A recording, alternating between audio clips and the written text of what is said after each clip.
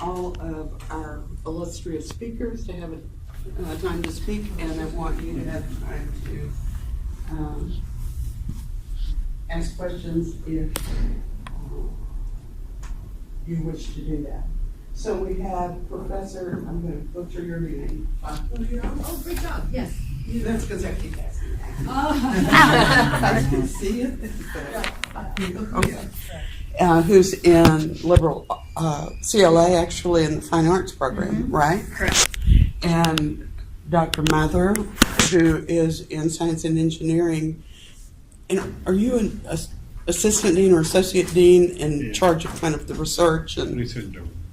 Yeah, and so he's done or overseen or both a lot of this sort of thing. And this is Dr. Lenz, who's in counseling and insight. He seems to love to write grants and get funds, and he's kind of our go-to guy in our department. So all of them have a unique perspective. We wanted to have people from different places in the university so that you get a wide variety of stuff. What I'm going to suggest, and the speakers may do this differently if they decide to, is they each take a turn first, kind of saying whatever they want to say about funding opportunities in their areas of expertise, and then we'll go to more of a back and forth discussion and resources or whatever. So, somebody want to start that off? Go ahead. Oh, okay. All right, so I think as I was thinking about, like, what do I have to really contribute as I sit next to, like, these total bosses in their fields and stuff like that. Okay, so here's one of the things that really struck me when I first got into granting is when I was in my doctoral program, I was told that there was going to be more money available for me outside of academia than in academia for grants. And it was sort of true for me. As a clinic director for a trauma clinic, I mean, I'd pop out these, I mean, now I look at them, I'm like, it's like a 5-page grant request for like $160,000 funded, $80,000 to like the Texas lottery for, you know, some sort of funded, like, I think it was just getting, I was like, man, I'm going to dominate in academia because evidently it's really easy. It's not. And I was kind of told that. And I think that what happened for me was I had to understand that, at least in my profession, the typical grant funding mechanisms weren't designed for me. They weren't designed for my students. They weren't exactly designed for the things that I'm interested in. So it took me a while to actually find the federal agencies that were. Right? So I found like my federal agency that is like my area. They're interested in training. They're interested in community development through trained mental health counselors. And that seemed to sort of click rather than just having that generic, I need an NIH R1 or I need an NIH, you know, whatever. So once I found that fit, things really started picking up.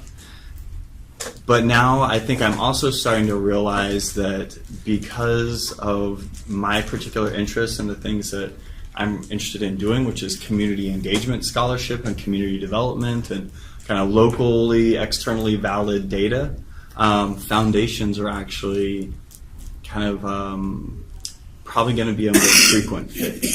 And so the cool thing about working with foundations is there's a real emphasis on the relationship. And I dig that because I'm a counselor, because I'm just a relational type of person. And so for me, I'm okay with not securing $1 million grant and instead securing a $50,000 grant from a foundation that is tailor-made for a need in my community. And so there's something really rewarding about that paradigm shift from going from size of dollars to like immediately visible impact of dollars, right? And so the thing that I think that has changed for me is, well, the things, number one is having a diverse grant portfolio is something that I've really been thinking about. Like we think about like our retirement, you don't want it all invested in one area because funding sources close up or the funding dries up or whatever it is. So I've really learned and developed a strategy to make sure that I have funding from federal, from state, and foundation and local monies too. Making sure that portfolio is diverse. And I think I've also had to mature and realize that it's actually not about going out and saying, I want to go get a grant. For what? I don't know, but I want those dollars. Shifting that mentality more to, okay, I see a need in my community, I see a need among my students. Where can I go find a resource that meets that need, and kind of pursuing it that way? And then being okay with times where it doesn't happen. It's sort of like learning to deal with a rejected manuscript. A proposal gets rejected, and you just take that feedback and you roll it into the next one and keep developing. So I think in my experience, those have been some of the things that have emerged for me over time. Sure. Yeah. For a little bit of background, so as mentioned, my name is Leticia Bajuyo, and I am new to Corpus Christi. I've been here 1 year, just about, so it's been an anniversary. I was part of the Harvey class in many ways. But my background goes back to, I did my undergraduate degree at University of Notre Dame, graduate school at Tennessee Knoxville, and I was a professor right out of school, so I went straight through. So I've never not been in school. Since I started kindergarten, I have never not been in school. I was a tenure track professor at 25. And so the idea of being involved in academia has been sort of part of my career basis. So I've now been a professor for 17 years before coming here. Whenever I decided to apply for other programs, I was looking for something where we have a larger sculpture program and have a room for development. I wanted to help grow something. So this idea that you're saying about community, I think we have some teaming up to do to be able to sort of think about community involvement. And so that's something that's been sort of near and dear to my heart when I think about my students. But then there's also my research. And so I'm going to pass around cards. Some of my artwork varies from miniature, that's in the palm of your hand, super tiny, all the way to architectural in scale.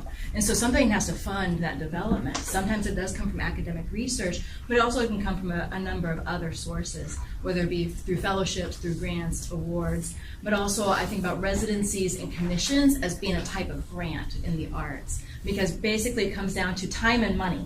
Time and money that doesn't have to come out of my savings, that can be on someone else so that I can produce my work, because we can't always afford to make it. Or it might be something that's outside of your scope, taking it to that next realm, so looking for those types of opportunities. And so my focus today, what I was going to share with you, is a couple of my suggestions for how I got started, because I didn't know when I was in college, I didn't know this was where I was going to end up. My parents really hoped biochem. And that I could do it, but there was something about a type of building and creativity that started guiding me towards architecture, art, design. And then when I took my first sculpture class, because it was required, all of a sudden it's like, oh, this is where I belong. And so I think a lot about that when I'm teaching, is not helping the students necessarily find my artistic voice, but help them find their artistic voice, no matter what direction that may be. And so helping them to be able to navigate those waters. So my recommendations today are a little bit more general as far as where do you find it, not necessarily how to write it. And so if anybody has, especially those in the arts that are interested in those more detailed parts, I'm glad to work with you outside or talk about it more fully. But the biggest part, kind of like what you were saying about building that portfolio, my biggest advice is always get organized. So if you look at my Dropbox folder, the way that it's spelled out so I can find my information, I spend a lot of time making sure that I can find that information where I need to go. So building that database of your information, so that way every time you sit down to write a grant, you're like, what was I making art about? What do I do? Where are my images? So you shouldn't have to spend that time hunting it down. You should already know where you go to look for that. And so as I write an artist statement for something, I date the artist statement, what year I wrote it in, what month I wrote it in. So that way, if I need to find that artist statement again, I can hunt down via date, but also via topic. So if it's a site-specific architectural piece, like that one that's on the card, that's the entrance to the State Museum in Indianapolis. And so that was a well-funded project for a multi-year piece that stayed within that museum at the entrance. And so that one just fell in my lap. But at the same time, they still expected a lot of documents. So after I was selected, I didn't even know I was being selected. So sometimes as artists, we might not even realize we're applying, but we are always applying. So making sure you have all that information organized. So when that curator contacts you and asks you for a portfolio and artist statement, you're not spending the next 2 days trying to write it. You should already have that. And so the same thing with like starting to build grant ideas, type those out. When they come to you at 3 a.m, you start putting that information together so that way whenever you do sit down and the deadline is coming up, you can have those resources at your fingertips that you've created. So get organized. The other one is get involved, participate. I'm also on 2 boards. In addition to being a professor, I'm also on the board of directors for the National Performance and Visual Arts Network. It's based out of New Orleans. And they're grant funded, they fund other organizations. So they are a grant funding organization. So they have money and then they give that money out. They don't give that money to artists, but they give that money to organizations. So they have 82 partners across the country and internationally that they give money to. So I lucked into it because I was asked to create an artwork. I had applied to create an installation who happened to be one of their grantees. And so I ended up getting my money from them. But then I have to do my grant report when it was done to the original organization. I'm like, who's this van group? What? Mm-hmm. I had no clue. I just stumbled into it. But it's because I had been having this really strong communication with this gallery. So get involved, I then find out, oh, that grant made me eligible to go to their annual conference. So I go to the conference and I start applying for other things and I start volunteering. Next thing I know, 2 years later, I'm on their board. I'm the only visual artist on their board. I'm the only academic on their board. Everyone else are directors of theaters, of museums, and then there's me. So I can help voice for like how the visual arts, how we might need to think about the artists, not just the programs. But I didn't even know this thing existed. So what have I done since? I searched through their 82 members. I'm like, oh, they all have money. Right, so that's who I applied to. So since then, I've had 4 other exhibitions or funded projects from other organizations that they fund, because I know they already have a certain, right, you find that target. They already have a certain desire for community interaction. You have to have an educational element that goes along with the gallery. They're also looking for social topics. My work involves a lot of ideas about value allotment and how we choose what's important to us, that thin line between desire and discard. But I also use a lot of environmental materials, so I'm a recycle-based artist. Like in that image, that's over 13,000 recycled CDs and DVDs that make up that sequins-like surface. And so I'm constantly looking for grants that deal with environment too.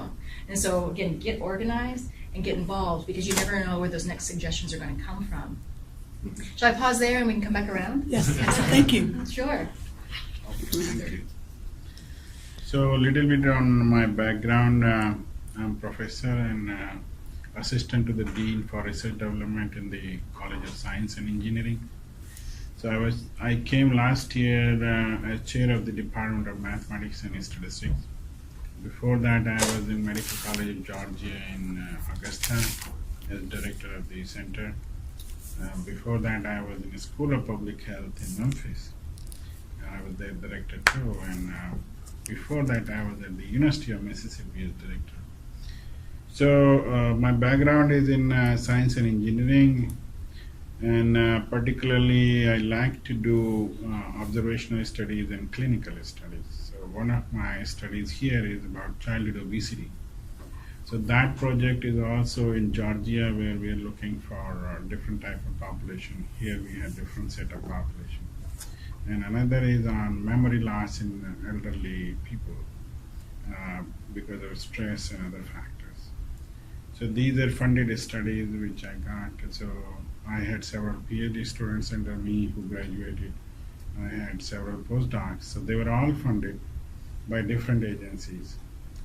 So this is a very good platform to inform you that how it works.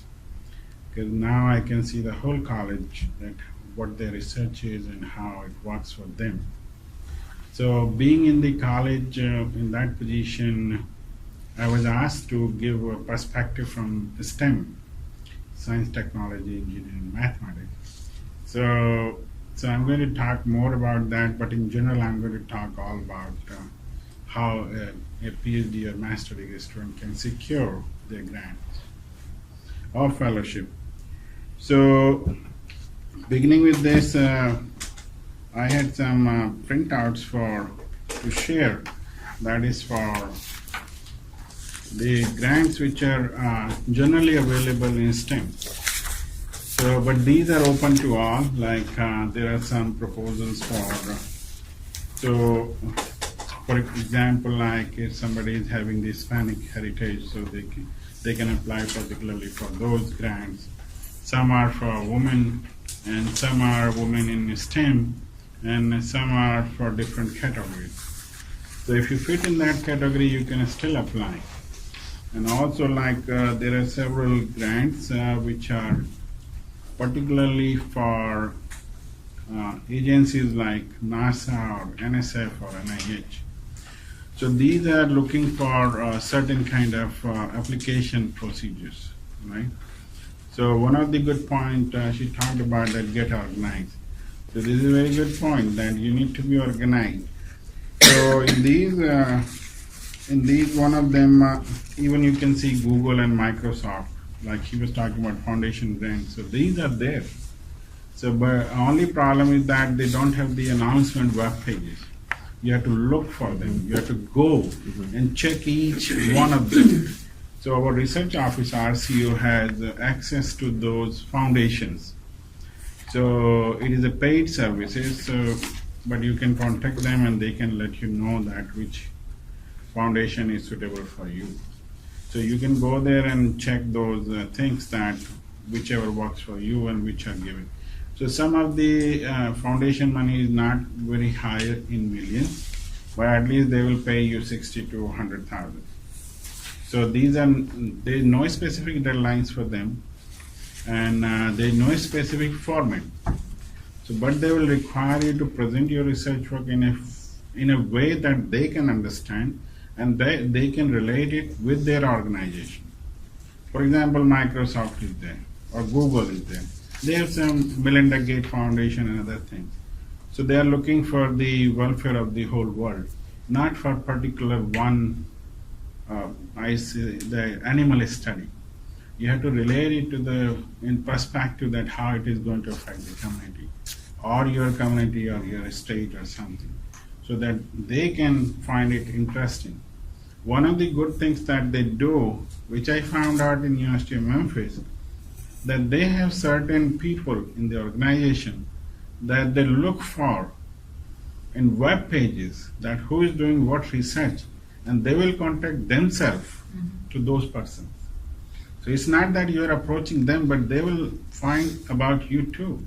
So you need to create something web page using like some free software where you can put your research work out there so that they know about you, that you are doing this research work. You put your supervisor's name, advisor's name, whoever is there, relate your research work along with them that you are working with this group, then it will work for you. So you don't have right now credential to prove yourself. You don't have research paper. You don't have thesis already done. You don't have your dissertation already done.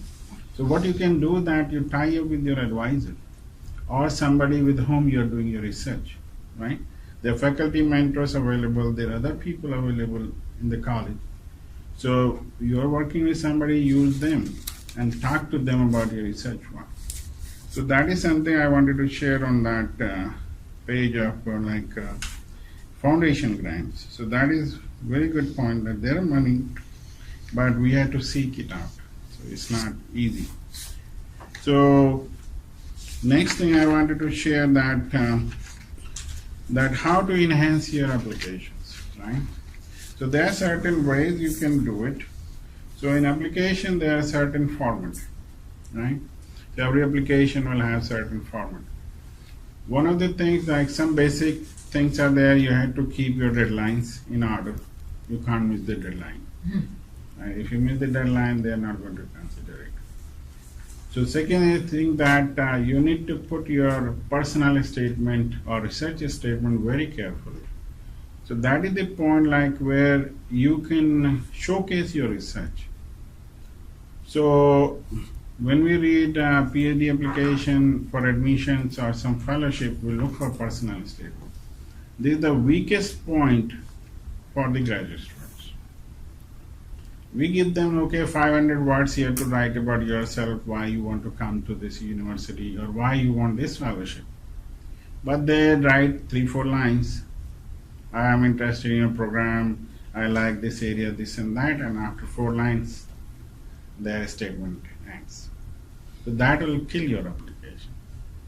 So we read very carefully these statements. People think that nobody reads. No, people read it. they will go line by line, and even they will find mistakes in your English grammar and everything. So they will circle it. So there they will know that you are not paying attention to your statements, right? So here there are several skill set available to you from the university. Writing center is there, career center is there. So these are free services to you. Make an appointment with them, show your work that this is the statement I am writing, do you have any suggestion? They will proofread it, and also they will make some suggestions, right? Show it to your advisor that this is what I have written. Does it look good to you? So they will give some advice to you also. So make your personal statement and research statement very carefully, because one time what happened that we were looking at an application, then where we looked at all these credentials, but we were missing one point. The whole committee was missing one point, which we never detected till we read the statement. The statement said, the student said, that I completed all the college work while I was in high school. It was not reflected on the transcript, because we just saw GPA 4.0, great. We saw all the coursework lined up, great. But when he wrote there that I completed all the coursework in high school for the college, and he was applying for the PhD program with fellowship. Earlier we would have just passed it. But once we saw that statement, wow, that student is great, because he could complete all the coursework within his high school years while he was completing his high school courses too. So we put him on the top for the fellowship. So we awarded him the fellowship first. So we ranked him first. So this statement will give you opportunity to showcase your work, showcase your strength, and sometimes we see that some people have some weaknesses. So there you can address it. So in one of the statements I found that the person was coming back to school after 20 years of work, but he had some incidents in his life where he was in jail. And that comes back to us because we have the report too. So he explained there why it happened and why he is not that person anymore. So that gave the applicant the opportunity to explain himself so that we don't take it in a wrong way. So personal statement, research statement is very important in NSF and in NIH. So NSF is going to look for intellectual merit and also a scope of your work to the society. Then only they will award you some kind of fellowship. So these are some of the small tips, but if you make note of that and if you pay attention to that, you will have very, very successful application. So now I leave and I was just waving y'all in. I was multitasking, sorry. And did you have tips you wanted to throw in before we kind of open it up to people?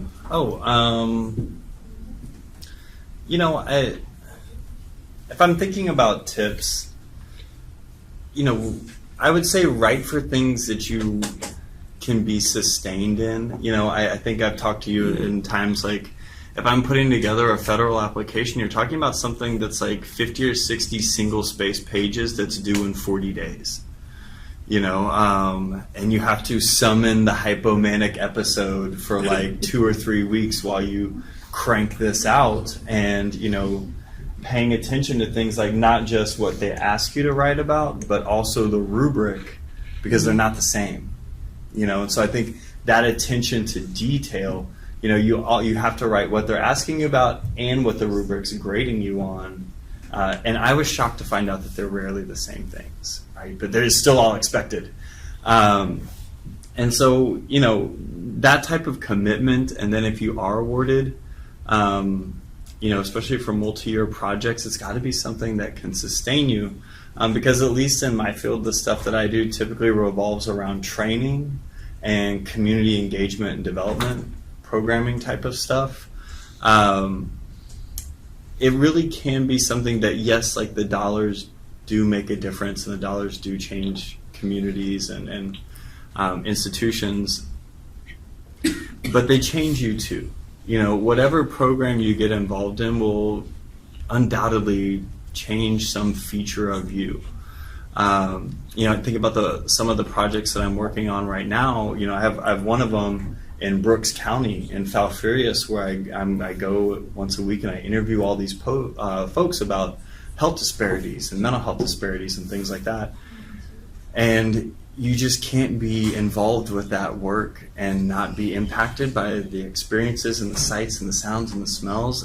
And then you kind of think, and I was talking to my wife about this, I'm in month 4 of a 3-year project, you know? So like, it has to sustain you. So the things that you pick to be involved with, you know, the installations you apply for or whatever, I mean, make sure there's something that's got your attention.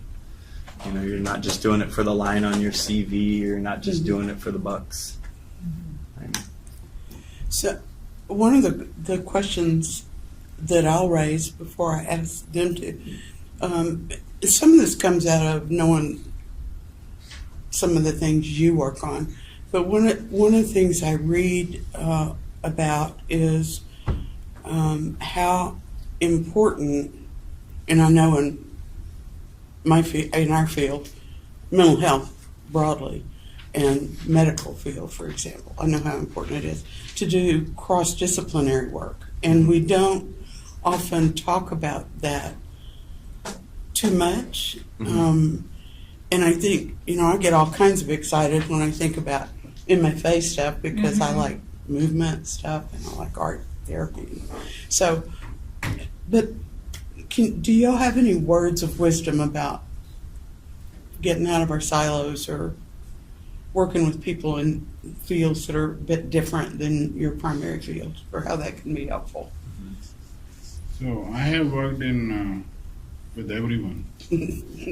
So due to my field that I worked with the physician, I have worked with the kinesiology, nursing, I worked with the engineers, everyone. So in my project they are needed. So depending upon the need of a project, you need to have expertise from outside. I cannot be a physician, so I need a physician, right?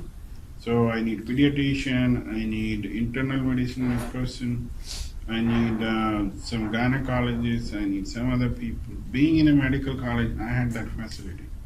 Being in a public health, I had that facility that I could go to people. So drawback, number one, it is very difficult to manage interdisciplinary team. They don't have any stakes in your project. You have all the stakes, right? So it is important that those people believe in you or in your project, not just for the name that I need this person, can you be there? They'll say yes, but they will not contribute. So you need to see, like, if they are contributing, you should continue, otherwise look for somebody else. Second difficulty is that if you are in academics, and you are going for tenure track position, it is very difficult for the committee to evaluate your CV. There it comes the problem, that they want to look for those journals which are in their field so that they can evaluate you properly. But if you are publishing outside that field, because of being interdisciplinary, it becomes difficult for the committee to see where it is going. You are outside the discipline, now how to judge you? Because there are some certain measures which are in place in the university, they have to use it. So that is the discretion of the committee then. So you need to make sure that this is within the purview of the department where you are situated. I'm talking about those PhD students who are going for the academic position. If you are in a company, it doesn't matter, whatever you do, they will evaluate, right? But in academics, it is very tricky. So when I started in bioinformatics way back 20 years ago, it was a brand new field. Nobody knew at the time how to evaluate this.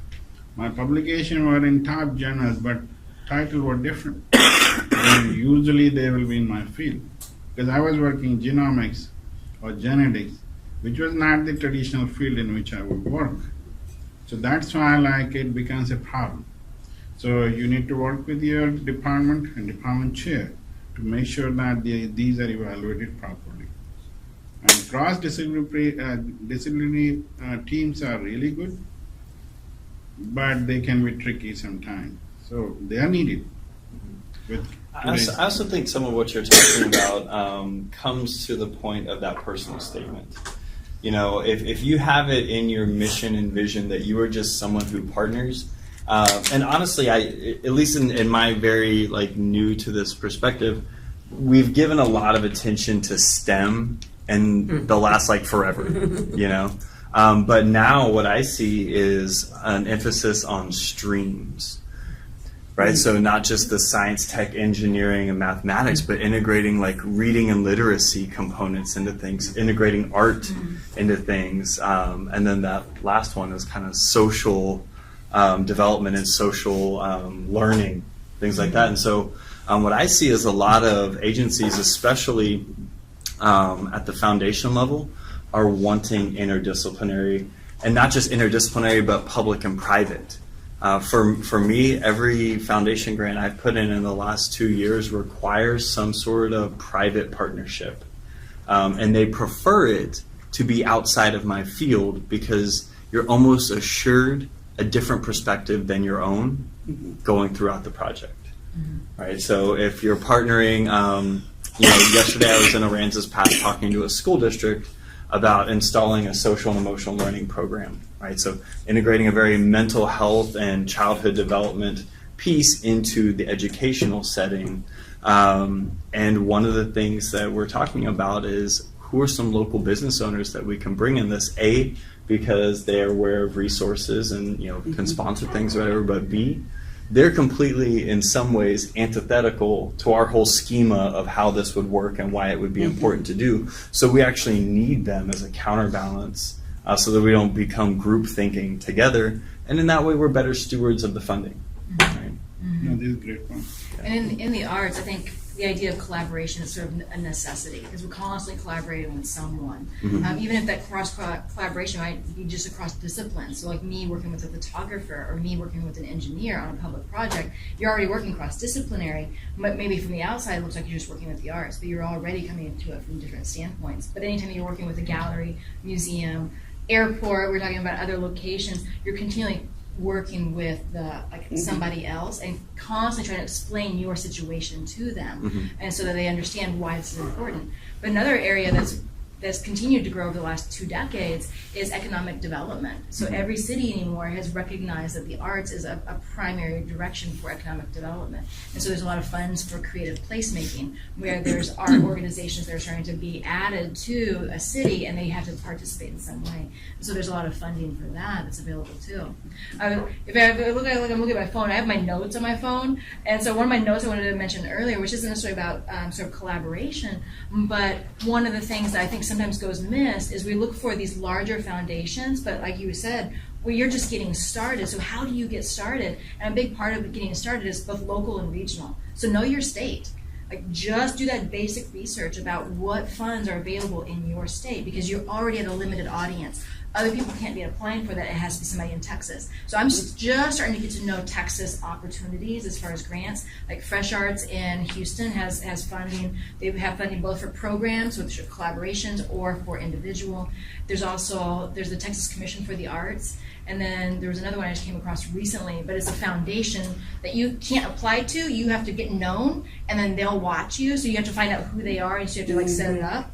But in Indiana, there's funding at small levels for emerging artists through the Commission for the Arts. It just goes up to $2,000. It's a really great way for artists who are just out of undergrad or out of grad school to get something, right? To be able to start building that reputation. But then they have a bigger one. It's only Indiana and counties bordering Indiana. $25,000 a year for 5 artists. Just you do whatever you want with that money. right? So it's very competitive, but there's opportunities that are just around states. In Kentucky, there's the Great Meadows Foundation. They only fund professional travel. They will not fund you to make art, but for artists to have professional development. So you start to look for these that are just really state-based. And so I'm just now picking up on the Texas ones. So if you find any, you tell me, right?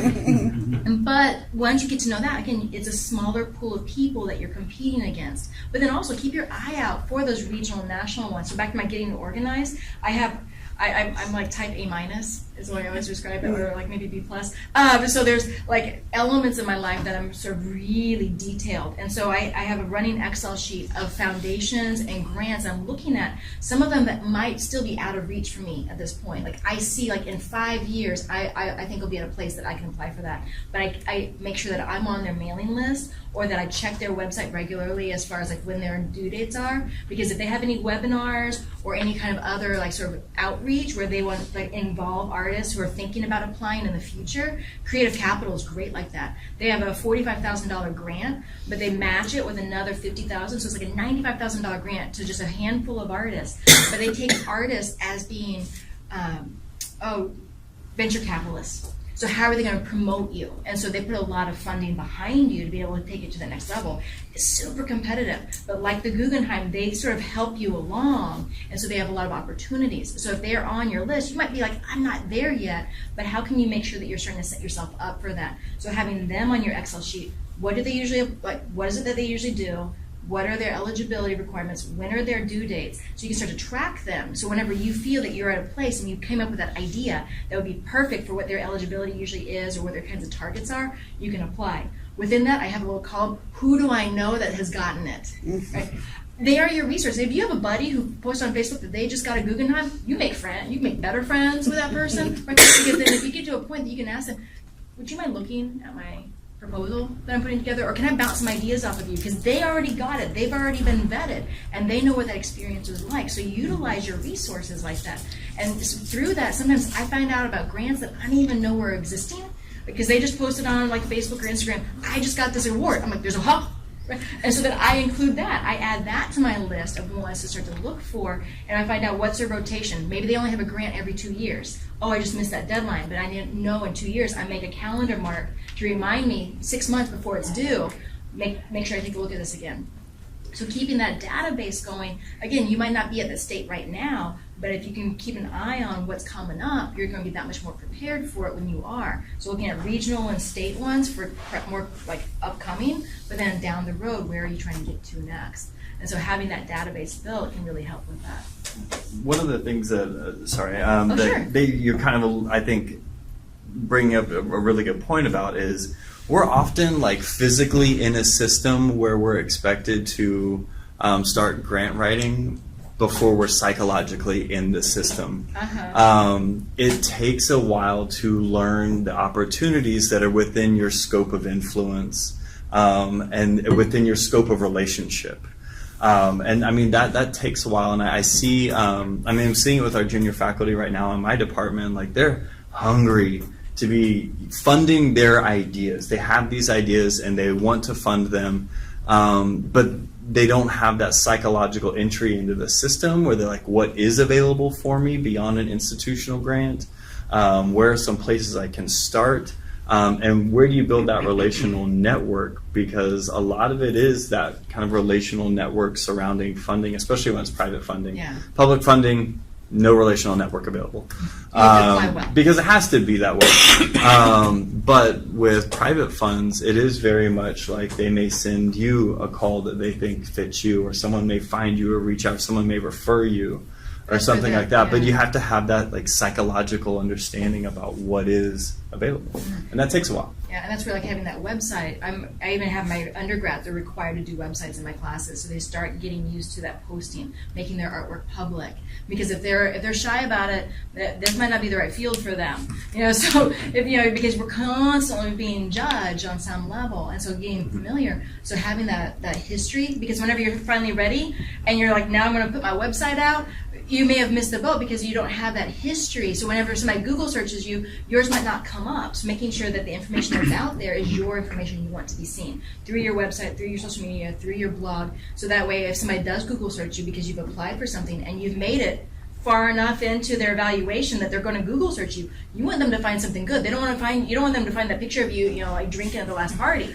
Right? You want them to find the image that you want them to find. But similarly, back to that getting involved, you don't want that curator that you're thinking about working with in a future museum, like, oh, I don't know this artist, but I really like his or her work. And so, but I know the curator at the South Texas Museum. I'm going to give Deborah a call. Do you know of this student? Do you know of Robert Neal? Do you know of Trent Thicken? Like, what do you know about them? And if they're like, who? That's never good. So it might even be that, like, oh yes, they come to the exhibitions all the time, or they bring their students through, or they always show up and they always volunteer. Something, right? And so you want to make sure if they do make a personal call beyond your website that there's something to reach to. It could be the faculty. It could be anything along those lines you want to make sure that your network, that you're standing on some shoulders. Yes, so along with the line, choose your references carefully. Mm-hmm. So your references can make or break. So choose them that they know about you. Tell them about your research. Talk about your research ideas, what you're trying to do, so that they know when some call comes in, right? What you've been up to. Yeah, otherwise they will say, okay, who is this person? So you should talk to them and tell about that you have applied to these particular fellowships or some grants, so that they are prepared to answer for you. Mm-hmm. So, I have seen many letters where they will write same letter for their all students. Mm-hmm. They say like printed, they just sign it and send it with them without even name to whomsoever it may concern. 3 students applying to the same fellowship of same program, everyone getting the same. So how a committee is going to judge that? They'll think that this person doesn't know any one of them. Mm-hmm. That's how the application will go down. So don't choose that kind of person who is not going to evaluate you properly. Give your CV to them, give your research statement, tell about that, how you want to use this fellowship for your research program or something like that. Then only it will work. So you just give the name of your instructor, say 101 Life Sciences. They may not know. And choose that recommender who is highly reputed in the field. Right? So if I give the instructor who just came maybe 3 months ago and no reputation behind them, it is not going to help. You want something to back you up.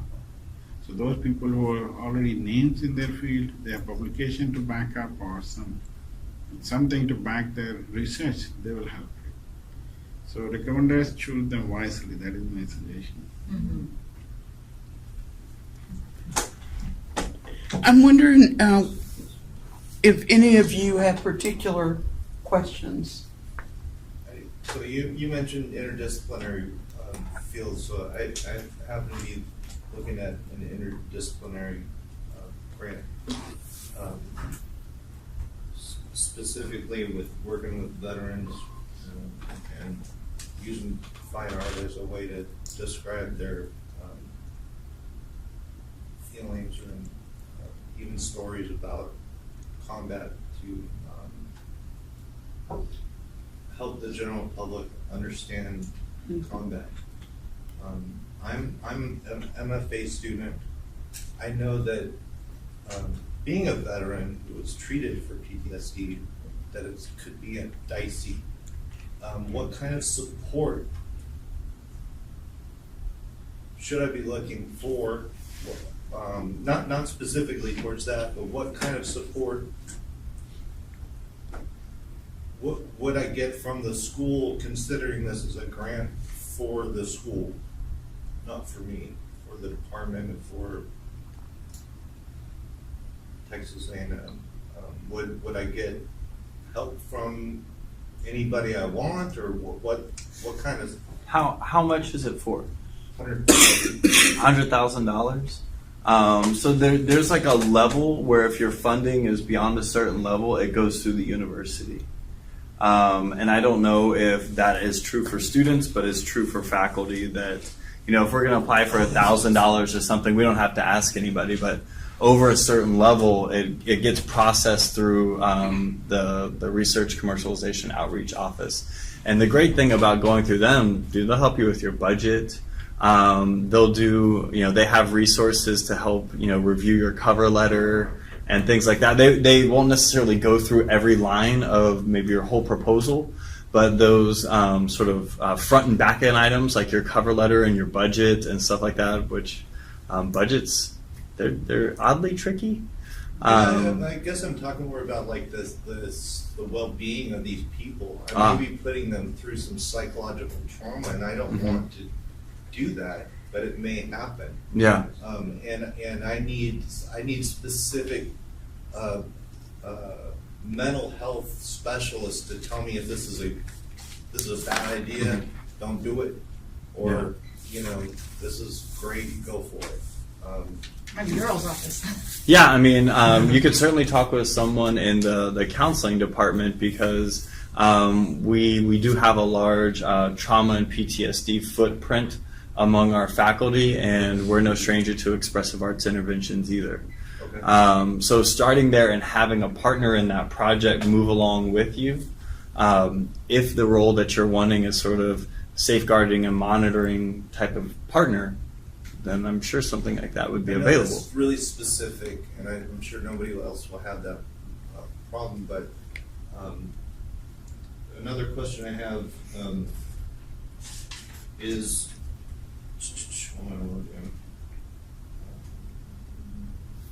While you're looking for it, let me go back to your original question, because this is important for everybody to know. That's also going to have to go through IRB. Mm-hmm. And the IRB committee, the Institutional Review Board committee, will be looking at exactly what you're talking about. What's The risks The and risk. protections. and what are the protections you have in place? Good. So if you can sort that out before you present an IRB, that would be great. And the IRB has people from every college on it. So there's people like me, there's people from liberal arts, there's people from nursing, from science and engineering, they're all over the place. That also holds, in case you don't know it, for those of you who don't do human subjects research, if you work with critters of any kind, or you involve critters of any kind in your work with humans, for example, it has to go through an additional board. And if you do anything with anything toxic that can blow us up or poison us or has blood samples in it or any of that stuff, it's another board. So there are other eyes that will be on your project. You're not just floating out there on your own. So like a lot of these questions I have are really naive because I'm a first year MFA student. And No, they're not naive. They're really smart. Yeah, to they're really ask. valid questions for sure. These are the structure of how a grant works and the basics of everything is the kind of things that I'm going to get from Leticia. I know because I'm going to ask you. But Been warned. if we do get a grant for our department, how much involvement in the project do we have personally afterwards? Is it? Do we have control of this project? Is it? Yeah, I mean, it's yours. Yeah, one of the things I would suggest that I think they will be university will be looking for some faculty advisor to. Sounds like it would be you. Maybe. So, and that faculty advisor is responsible for all the signatures on your proposal, and responsibility will be shared between you and the faculty advisor. So, my guess is that those forms, they will go through RCO like IRB and other things, but they have to be carefully evaluated that where you are going for and how long this project will last. Is it going to last more than what you are intended to be in the program or beyond that? So if you are here for only 2 years but you are proposing for 3 years, that will be difficult. Like RCO is going to look at it. So somebody has to be in control according to the announcement in the proposal. They specifically write who can be the PI of the grant. Is it going to be a faculty member or the student? I have not seen a student being in charge of a sponsored project unless this is a fellowship. So always it is a faculty, generally it is faculty. I'm not sure about how it works in US Army. I worked with US Army in ROTC, other grants, but it was through faculty. Then it was given to a student for expanding on the project. Yeah, I think we've had a different experience.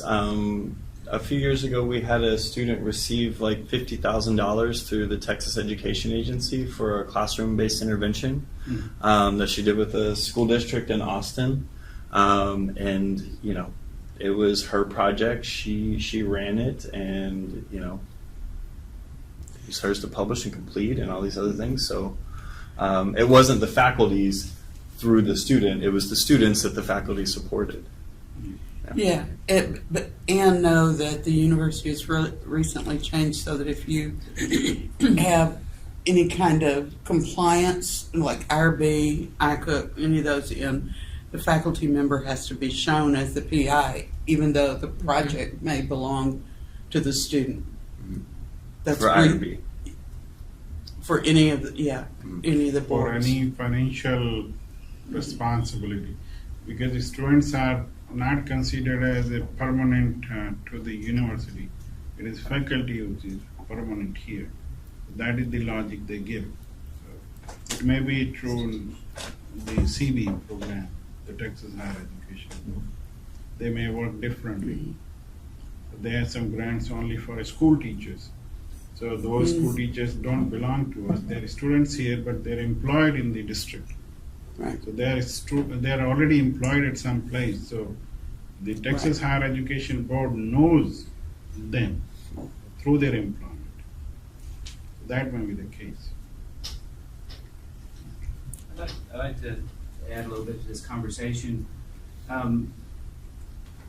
Applying for grants is a complicated process, and don't feel naive about it. I work as staff and I'm an MFA student, and I work under commercialization research. I'm in community outreach. And I recently applied for an EPA grant. And actually, I tried to apply for one earlier this year, and I couldn't make the deadline because I was just overwhelmed. I didn't know what I was doing because I wasn't familiar with all of these processes. So it's good to align yourself with faculty, preferably one that knows the process already, and ask questions. What do I need to know? What do I need to get in place? Who do I route things to? You know, where do I start? Who do I partner with? Where do I get information? So it's very, very good to do that. And even then, a lot of the stuff depends on who the sponsor is, fellowships, federal, et cetera. Every situation is a little bit different. And so, you know, start asking a lot of questions and getting a lot of help. You know?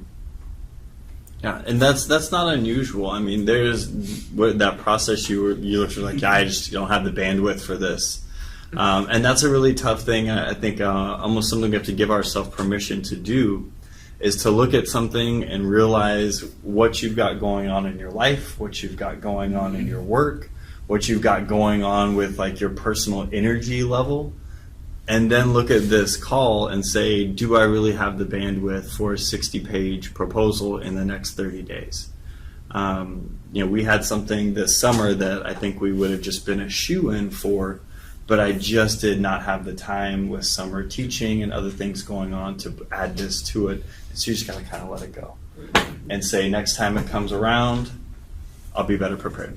And something similar came up with a shorter deadline, but because I had done all that groundwork, I had that research in place. Exactly. And all of that learning that I did, that I failed at, quote, the first time was actually very beneficial to me. So don't be afraid of failing. Go for it. And if you find yourself at a point where you can't go any further, that's fine. You still learned a great deal, and you're ready for next time. Yeah, most of the grants are so competitive that it is very rare that in very first attempt you can get it. So be prepared for failure, improve it based on the comments you receive, and then revise it, resubmit it. So that is the motto you should have. Once you read the comment they give, you will feel that you have not done any work there. They will blast you on every account. Even in a grammar, they will write that not properly written proposal, not this. I've seen many reviews, And in that, you'll feel it is not worth to pursue. No, it is worth to pursue because you spend so much time. Revise it and then resend it. So it will keep on improving. Then you will find it like a better place where it can be accepted. You said when the grant is too large, it has to go through. The Research, Commercialization, and Outreach Office is sort of like our It's here? research office. Yeah. Yeah, it's in the faculty center on the first floor. They're sort of our support system. It's called RCO. So if you Google it, you can RCO.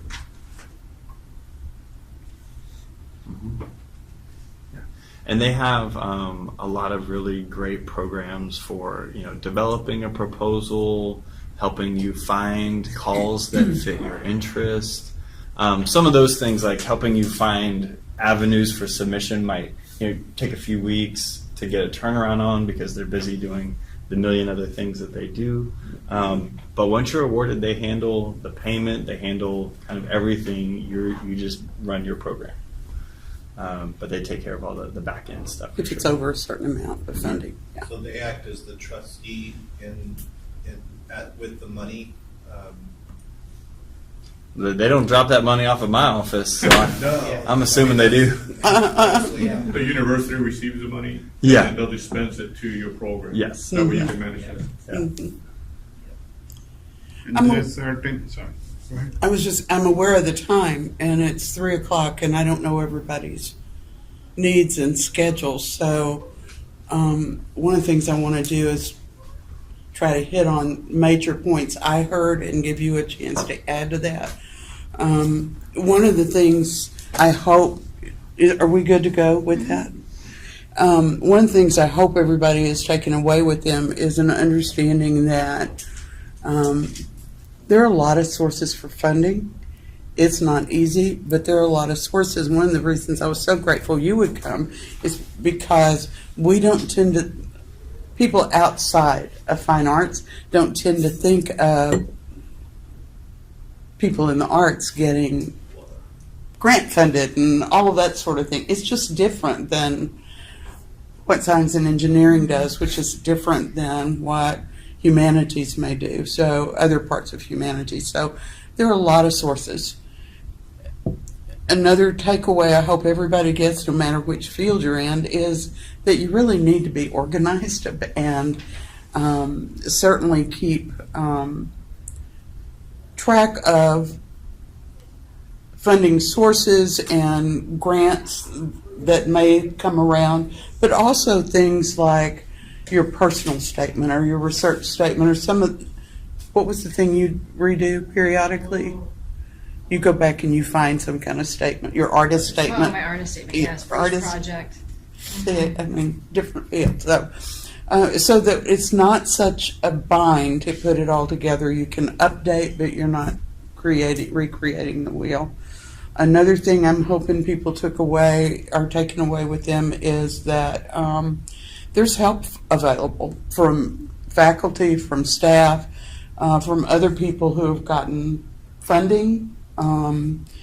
Another thing is that you got to figure out what fits in your life, and I do a lot of chairing of dissertations, and that's an involved process. Everybody knows that, and people have to live with what they're doing for a while.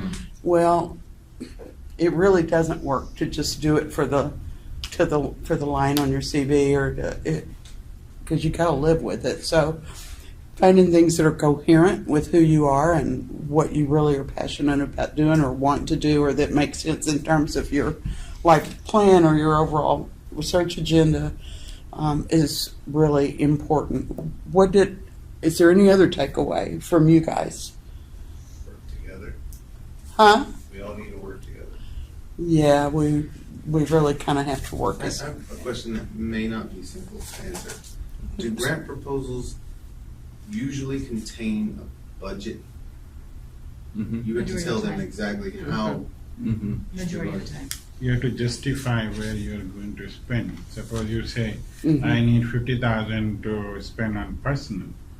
So you have to name, like you need a RA, you need TA, you need summer salary and so on. If you say I need 50,000 for material, you have to specify I need test tube, I need this reagent, I need this samples and so on. If you say travel, where you are going to travel, you have to specify. So RCO is going to help you with the format. So RCO is very good at that. They have some templates you can use. And ask for previous samples from grants.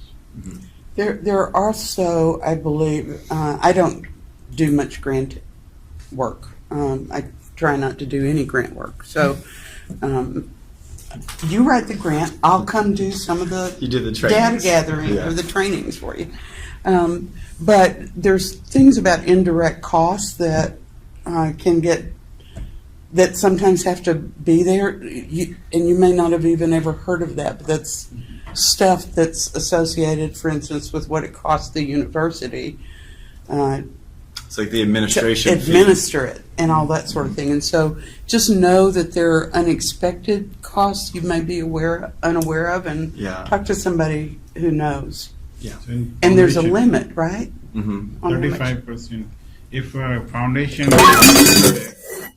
foundation grants are there for 100,000. So if it is not specified that above that you can charge 35% of that, which is 35,000, then it will come out of that 100,000. So you will get 65, not 100,000. Yeah. The university has 35% fee, which is indirect cost for electricity, administration, and everything to run this place. And Just- then something in the arts, something that does show different, it's not through the university, and if it's a private organization that's coming in, it's coming straight to you, look out for taxes. And so, not taxes, because you have to make sure that you've also allotted for that, because it'll show up on your income. Yeah. I made that mistake 10 years ago, and I Oh, won't dear. make that mistake again, yes. Yeah. But within the arts, there's also, for public art, there's, sometimes there's a position where you might not have to send a budget in the first time around, because they might ask for an RFQ, request for qualifications first, and they then base it on your past reputation. So I've had this many $25,000 projects, this many $50,000 projects, so they're basing it on that. That's all they see, but it's not until you make it to the next round sometimes that you see a request for that specified budget. So it depends on the situation, what they were asking for. But I did want, one thing that I want to make note of that you mentioned earlier about the recommendation letters.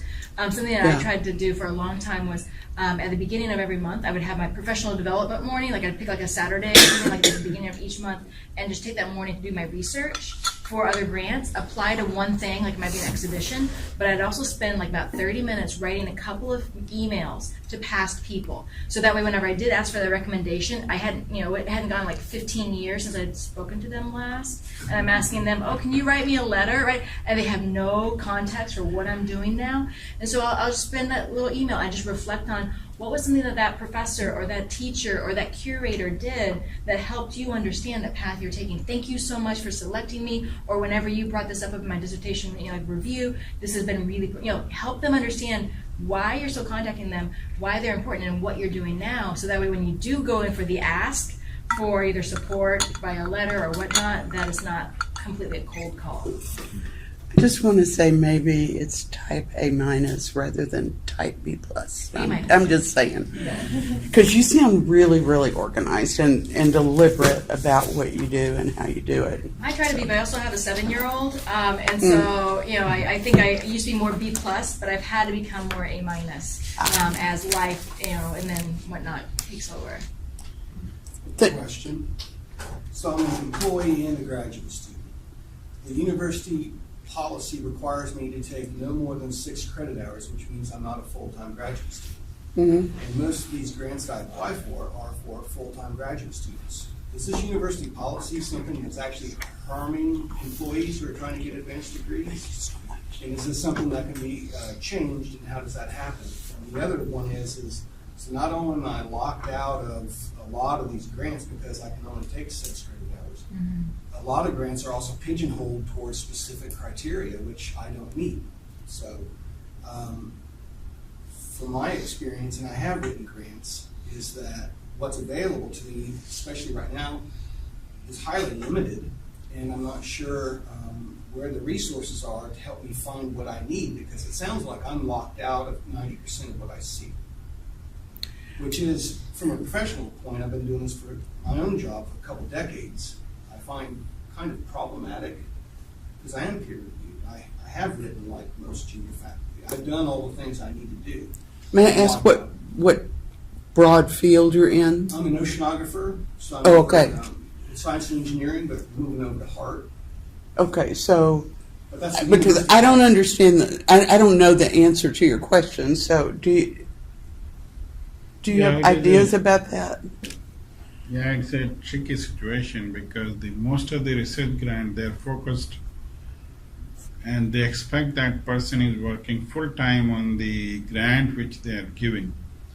So that can be done only when a person is having certain number of hours in a program or something if it is a student grant. If it is a faculty, then they have to show that they have the release time for that. So in your case, maybe it's best to talk to somebody in the research office in the college, maybe L.D. Chen or maybe Dr. Pizarro, directly about that how to overcome this. They can help you out individually. So best shot is to go through Dr. Chen. But that's a specific university policy, so that policy has to change. Policy, like we are not in a I know, position that's what I'm to saying. do. Who should we see? Because when I've spoke to other department heads, they said, yeah, we run into the same problem with other students. Well, Dr. Chin may have some ideas about how you can be involved in the grant, and a faculty member is the person in front on that grant, even though you're doing the work. That doesn't mean it has to be written that way. So he may have some ideas about that. Apart from that, in terms of policy, I think you have to go to RCO because, and even RCO, it probably can't change that. That's probably a system policy. I'd have to look to be sure, but I think you have to go to somebody like Dr. Mahdi to even begin to get an idea about that. Yeah.